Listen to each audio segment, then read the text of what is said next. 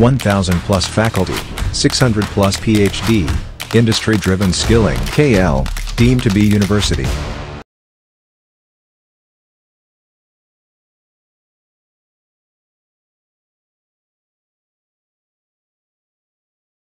Andhra Pradesh PCC అధ్యక్షురాలుగా రేపు YS Sharmila బాధ్యతలు తీసుకోబోతున్నారు. తాడిగడపలోని ఒక ప్రైవేటు ఫంక్షన్ హాల్లో ఆమె బాధ్యతకు సంబంధించిన కార్యక్రమం జరగబోతుంది. అయితే ఆ కార్యక్రమం అయిన తర్వాత ఆంధ్రరత్న భవన్లో ఉన్నటువంటి కార్యాలయానికి ఆమె వస్తారని కూడా తెలుస్తుంది. అయితే ప్రస్తుతం షర్మిల ఎక్కడి నుంచి తన కార్యకలాపాలు నిర్వహిస్తారని దానిపైన ఇంకా క్లారిటీ రావాల్సి ఉంది. ఎందుకంటే ఆంధ్రరత్న భవనం దాదాపు 100 ఏళ్ల చరిత్ర కలిగిన కార్యాలయం ఇది. దాదాపు 1918 నుంచి ఆంధ్రరత్న భవన్లోనే కాంగ్రెస్ పార్టీ కార్యకలాపాలు జరుగుతూ ఉన్నాయి. 2014 విభజన తర్వాత రాష్ట్ర కార్యాలయంగా దీన్ని మార్చారు. మొదటి పీసీసీ అధ్యక్షుడిగా రఘువీరారెడ్డి, తర్వాత శైలజనాథ్, తర్వాత గిడుగు రుద్రరాజు, ఇప్పుడు షర్మిల, వీళ్ళు నలుగురు కూడా ఈ ముగ్గురు కూడా ఇప్పటివరకు ఇక్కడి నుంచే కార్యకలాపాలు చేశారు. కానీ షర్మిల ప్రస్తుతం ఆంధ్రరత్న భవన్ నుంచి కార్యకలాపాలు నిర్వహిస్తారా లేదా అనే దానిపైన స్పష్టత రావాల్సి ఉంది. దానికి ప్రధాన కారణం ఏంటంటే ఆంధ్రరత్న భవనం 100 ఏళ్ల చరిత్ర కలిగిన భవనం అయినప్పటికీ పూర్తి స్థాయిలో ఇంకా కొంత ఇరుకుగా ఉంటుందని ఒక ఇది ఉంది. కాబట్టి ప్రస్తుతం ఇక్కడి నుంచి షర్మిల కార్యకలాపాలు నిర్వహించడానికి అవకాశం లేదనేది తెలుస్తుంది. ఎందుకంటే తాకిడి ఎక్కువగా ఉంటుంది. షర్మిల వచ్చిన తర్వాత ఇప్పటి వరకు ఒక రకంగా ఉంటే ఇప్పటి నుంచి ఒక తాకిడి పెరిగే అవకాశం ఉంది. షర్మిల తరపునే సెక్యూరిటీకి సంబంధించి కానీ ఆమెకు సంబంధించినటువంటి కార్యకర్తలు కానీ చాలామంది ఎక్కువ ఉంటారు.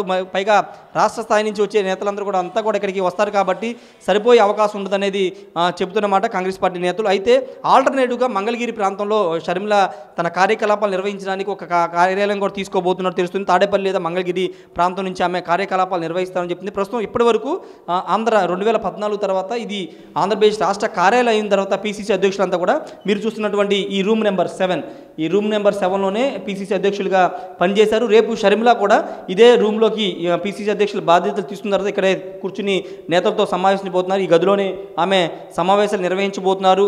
4-5 రోజులు అయితే ఖచ్చితంగా ఇదే రూమ్లో ఉండి ఆమె కార్యకలాపాలు నిర్వహించే అవకాశం, తర్వాత కొంత ఆల్టర్నేటివ్ చూసుకునే అవకాశం కూడా కనబడుతుంది. దానికి ప్రధాన కారణం ఇంతకుముందు చెప్పుకున్నట్టే కొంత ఇరుకుగా ఉంటుంది ఆంధ్రరత్న భవనం.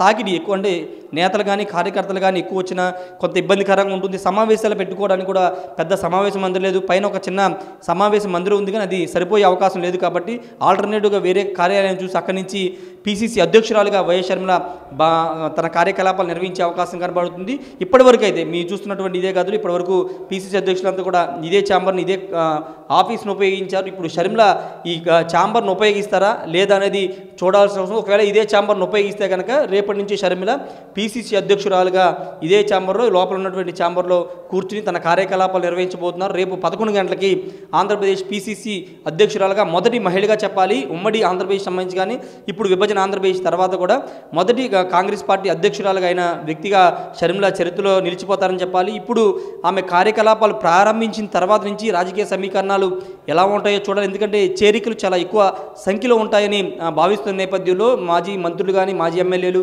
ప్రస్తుతం ఉన్నటువంటి సిట్టింగ్ ఎమ్మెల్యేలు కూడా చాలామంది కాంగ్రెస్ వైపు చూస్తున్నారని ఆ పార్టీ నేతలు చెబుతున్న నేపథ్యంలో ఒకవేళ వాళ్ళంతా కూడా వస్తే కనుక ఈ కార్యాలయం అయితే ఎట్టి పరిస్థితి సరిపోయే అవకాశం లేదు. కాబట్టి దీనికి ఉన్న చరిత్ర, అంటే ఆంధ్రరత్న భవనానికి ఉన్న చరిత్ర ఆధారంగా చూసుకుంటే కనుక, సెంటిమెంట్గా చూసుకుంటే కనుక షర్మిల ఇదే కార్యాలయం నుంచి తన కార్యకలాపాలు కొనసాగించే అవకాశం ఉంది. ఒకవేళ ఇరుకుగా ఉంటుంది, కొంత ఇబ్బందికరంగా మారే అవకాశం ఉంది అని భావిస్తే కనుక షర్మిల ఆల్టర్నేటివ్ని చూసుకునే అవకాశం ఉంది. ఒకవేళ చూస్తే కనుక మంగళగిరి ఎమ్మెల్యే ఆల రామకృష్ణారెడ్డికి సంబంధించినటువంటి కొన్ని కార్యాలయాలు ఉన్నాయి, మంగళగిరిలో కొన్ని ఫామ్ హౌస్లు ఉన్నాయి, అక్కడి నుంచి ఏమైనా కార్యకలాపాలు నిర్వహించే అవకాశం కూడా కనబడుతుంది. ఏదేమైనప్పటికీ రేపటి నుంచి ఇప్పటి వరకు కొంత ఖాళీగా ఉన్నటువంటి ఆంధ్రరత్న భవనం రేపటి నుంచి చాలా హడావిడిగా ఉండబోతుంది. దానికి ప్రధాన కారణం షర్మిల రావడం, అదేవిధంగా ఇక్కడ నేతలందరూ కూడా రాబోతున్న నేపథ్యంలో పూర్తి హడావిడిగా రేపటి నుంచి ఆంధ్రరత్న భవనం ఉండబోతుంది. కెమెరా పర్సన్ ఫనీతో రాజేష్ RTV, ఆంధ్రరత్న భవన్ నుంచి.